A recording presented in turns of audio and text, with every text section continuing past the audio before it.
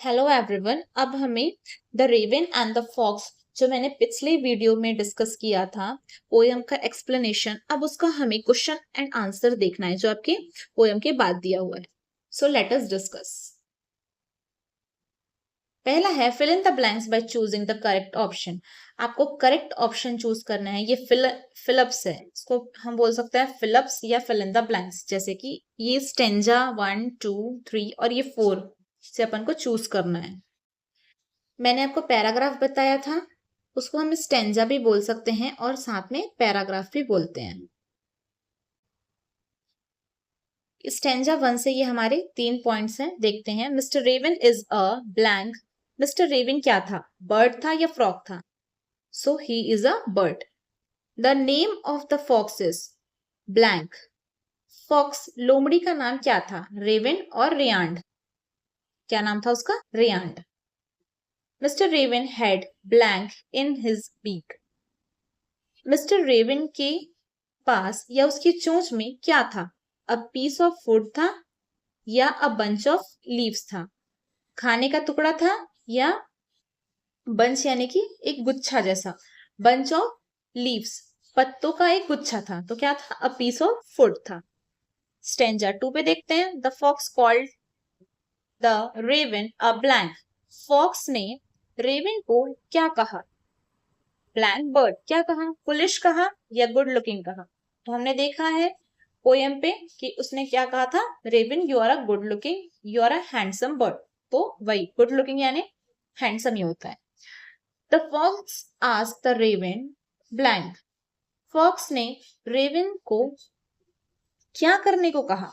Dance कि सिंग? तो उसने कहा था गाना गाने को, सिंग करने को। The raven and the fox live in the blank. Raven और फॉक्स रहते थे ट्रीज पे या वुड्स पे। यहाँ पे पोयम पे वुड्स का मतलब छोटे से जंगल से है, वहीं ये वाले वुड का मतलब लकड़ी भी होता है, लेकिन यहाँ पे पोयम पे आपको वुड्स का मतलब छोटा जंगल, तो वो लोग रहते थे वुड्स पे, छोटे से जंगल पे। Stanza 3। The raven for blank that he croaked. Raven को याद था, रिमेम्बर था, या वो भूल चुका था कि वो सिर्फ कोर्क कर सकता है, तो वो भूल चुका था। जब रियान ने उसकी तारीफ की तो वो भूल चुका था। The raven open its beak to blank. Raven अपना चोंच खोलता है खाने के लिए या गाना गाने के लिए? तो वो गाना गाने के लिए खोलता है, sing. The blank fell down. Wood और रेवन क्या गिर गया? फुड गिरा था कि रेवन गिर गया था? हमें पता है फुड गिरा था। The fox blank at the raven. Fox क्या करता है रेवन के साथ? लाफ करता है या लुक करता है? लेकिन स्टेंजा 4 में हमें बताया गया है कि जैसे ही रेवन के चोंच से खाना गिरता है तो वो लाफ करता है, हंसता है। It is blank, it is not blank to be too proud of oneself. इस लाइन पे हमको टीचिंग बताई जा रही है कि अपने आप पे ज्यादा टू प्राउड करना वाइज नहीं है, बुद्धिमानी नहीं है। The raven learned a blank lesson और टीचिंग। रेवन क्या सीखता है? एक लेसन सीखता है, एक सीख सीखता है। नाउ नेक्स्ट हमारा क्वेश्चन है, हमको मैच करना है। Read the poem again and match the words in column A. ये कॉलम आपका ए है, ये कॉलम बी है, with their meaning in column B. यहाँ पे वर्ड्स लिखा गया है, ये आपका वर्ड्स लिखा है और यहाँ पे इसका मीनिंग लिखा है, पर हमें करेक्ट मीनिंग के साथ मैच करना है। जैसे कि पर्च्ड मतलब होता है बैठा, set on a branch, branch टहनी, पेड़ की टहनी पर बैठना। मॉर्सल निवाला। इंग्लिश में इंग्लिश मीनिंग यहाँ पे दिया हुआ है और मैं हिंदी मीनिंग यहाँ आपको लिख के लाई हूँ। जैसे कि मॉर्सल है a small piece of food, एक खाने का छोटा सा टुकड़ा। सीख तलाश, टू लुक फॉर समथिंग, किसी चीज को ढूंढना, तलाश करना वही चीज है। प्राइड गर्व, feeling that you are better than other, ऐसी फीलिंग कि आप औरों से अच्छे हैं। आइड, नजर रखना। Look with interest at something, किसी चीज को बहुत इंटरेस्ट लेके देखना। लिम्ब, अंग, लेकिन यहाँ पे पोयम पे लिम्ब यूज किया है पोएट ने ब्रांच ऑफ ट्री के लिए। जैसे कि ये आपका ट्री है और इस टाइप से ये उसके लिम्स है, ये तो ब्रांच हुआ। और इसको पोएट ने ये जो है इसको पोएट ने लिम्ब कहा है, limb of tree. Woods, woods का मतलब मैंने आपको बताया कि छोटा सा जंगल होता है, और यह भी हो सकता है कि जंगल का वह क्षेत्र जहां एक तरह के पेड़ पाए जाते हैं, या आप छोटा जंगल भी कह सकते हैं, आपको आसानी होगी। A small area of forest with similar kind of trees. अगला क्वेश्चन है, आपको पिक्चर को देखना है। लुक एट द पिक्चर, ये जो 4 पिक्चर दी हुई है, and number them in a correct order that they happen in the poem.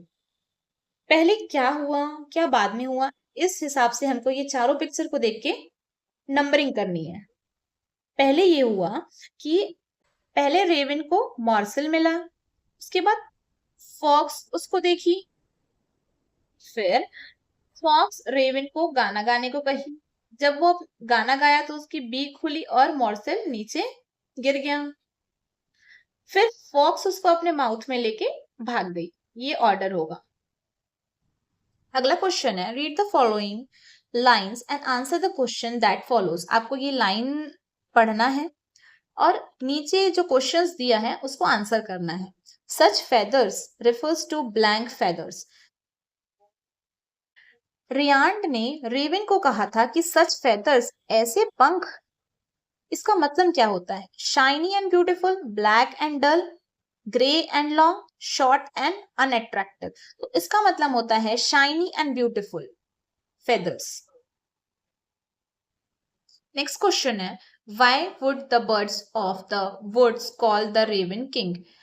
जो पक्षी हैं जंगल के, वो रेवन को किंग क्यों कहेंगे?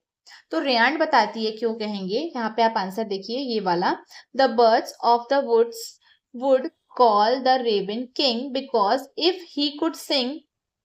इसलिए कहेंगे क्योंकि because if he could sing, अगर वो गाना गाएगा, in addition to having beautiful feathers, एक तो उसके पास बहुत अच्छे पंख हैं, और उसके एडिशन में अगर वो गाना गा देगा तो he would be considered the best among them, तो उसको माना जाएगा, सब पक्षियों में बेस्ट माना जाएगा, इसलिए उसको वो किंग कहेंगे, ऐसा रियांड कहती है। Why does the fox address the raven as sir? Fox raven को सर कह के क्यों बुलाती है? The fox addressed the raven as a sir to flatter, उसकी चापलूसी करने के लिए, flatter him and make him feel proud, ताकि उसको अपने आप पे गर्व होने लगे। रेवन को जब फॉक्स चापलूसी करेगी रेवन की, तो उसको गर्व होगा उस पे, अपने आप पे, thereby tricking him into opening his beak, और वो उसके चाल में फंस जाएगा फॉक्स के और अपनी चोंच खोल देगा, इसलिए वो सर कह के रेवन को बोलती है। ये आपका स्टैंजा 2 है, आपका पोएम का ही एक पार्ट है। तो इससे आपका ये क्वेश्चन बन रहा है कि why did the raven open his beak. Raven अपनी चोंच क्यों खोलता है? आंसर है उसका, the raven open his beak to sing. Raven अपनी चोंच गाना गाने के लिए खोलता है, as he was flattered by the fox praise, क्योंकि वह फॉक्स की चापलूसी में, बातों में आ गया था, and wanted to show off his singing voice, और वो शो ऑफ कर रहा था किसका? अपनी सिंगिंग वॉइस का, अपनी गाना गाने वाली आवाज का शो ऑफ करने के लिए वो अपनी चोंच खोलता है और मॉर्सल गिर जाता है।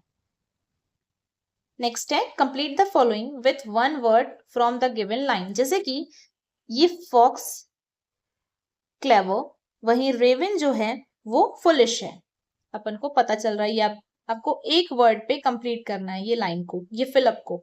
तो ये जो आपको सिंबल दिख रहा है इसको बोलते हैं कोलॉन, और वहीं ये जो चार ऐसे सिंबल दिख रहे हैं, देखिए ये कोलॉन है, वहीं ऐसा जो आपको सिंबल दिखेगा इसको बोलते हैं डबल कोलॉन। ये देखिए, फिर आगे के क्वेश्चन आप देख सकते हैं, यहाँ पे है क्वेश्चन 3, 4, 5, 6, ये 7। बट ये वाला क्वेश्चन इतना इंपॉर्टेंट नहीं है, पेपर पे नहीं आएगा, लेकिन आप ये क्वेश्चन अच्छे से करके जाइएगा, ये आने के चांसेस रहते हैं। Why does the raven forgot that his voice is just a cork? क्यों रेवन भूल गया था कि उसकी जो वॉइस है, आवाज है, वो सिर्फ एक कोर्क है। The raven forgot that his voice is just a cork because he is flattered and proud after hearing the fox compliments. वो सीधी सी बात है कि वो फॉक्स की बातों में आके भूल चुका था। How does Rayan make the raven sing? Rayan raven को गाना गाने के लिए कैसे मनाती है? Raven makes the raven sing by flattering him, चालाकी से, saying that he is a handsome bird, कहती है कि तुम एक हैंडसम बर्ड हो, and would be a king if he could sing, और तुमको लोग राजा कहेंगे अगर तुम गाना गाओगे। अगला है, why does raven say that pride is not wise? Raven क्यों कहती है कि जो गर्व करना है ये समझदारी नहीं है? Rayan says that the prize is not wise because being too proud can make you do foolish thing. अगर आप बहुत ज्यादा प्राउड करने लगे कोई बात पे अपने ऊपर, तो आपको वो फुलिश थिंग करने पे विवश कर देती है। लाइक द रेवन, जैसे कि यहाँ रेवन के साथ हुआ, opening his beak and losing his food. वो फॉक्स की बातों में आके अपनी चोंच खोला और अपना खाना गंवा दिया। Give one reason why the teaching is quite a surprise. एक रीजन बताइए कि जो ये टीचिंग था रेयांड का, वो सरप्राइज क्यों था रेवन के लिए? The teaching is quite a surprise because the raven did not expect to be tricked by fox compliments and lose his food. ये रेवन के लिए इसलिए सरप्राइज था क्योंकि वो सोचा नहीं था कि वो फॉक्स की बातों में आके भूल जाएगा और अपना खाना वो लूज कर देगा, इसलिए उसके लिए वो ट्रिकी था। ये वाला क्वेश्चन इतना इंपॉर्टेंट नहीं है, हम आगे बढ़ते हैं। अगला, write the rhyming words from the poem one has been done for you. एक आपके लिए करके दिया हुआ है लिम हिम, और आपको आगे के राइमिंग वर्ड्स पोयम से लिखने हैं। जैसे कि राइमिंग वर्ड का मतलब होता है एक जैसे वर्ड, लिम हिम एक जैसा लग रहा है बोलने पे, ऐसे जो वर्ड्स होते हैं उसको हम बोलते हैं राइमिंग वर्ड्स, और ये आपको पोयम में ही मिलेगा। बीक सीक, बर्ड बर्ड, सिंग किंग, जोक क्रोक, प्राइड आइड, नो ग्लोब, अनवाइज सरप्राइज। एक जैसा लग रहा है ना दोनों बोलने पे, ऐसे वर्ड्स को हम बोलते हैं राइमिंग वर्ड्स। यहाँ पे एलिट्रेशन के बारे में हमें बताया गया है, ये बहुत इंपॉर्टेंट हो जाता है। Alliteration is a repetition of a consonant sound at the beginning of the word when two or more words together begin with the same sound. It is called alliteration. Simple सा मतलब है, alliteration एक ऐसा word होता है, एक ऐसा sound होता है जो कि रिपीट होता है। आपको ये